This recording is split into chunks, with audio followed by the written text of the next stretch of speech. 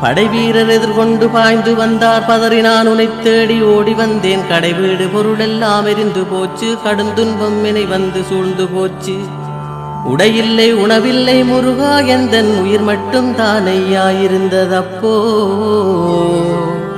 படை வீரர் கண்களிலே படாமல் காத்தாய். பார்வதியின் நிலைய சித்தாண்டியானே.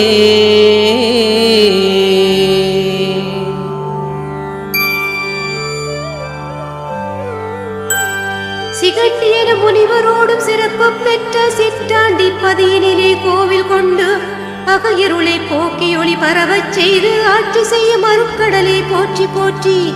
புறமகளே தினை புனத்தில் காதல் கொண்டாய். குஞ்சரணி துணையோடு மனமும் செய்தாய்.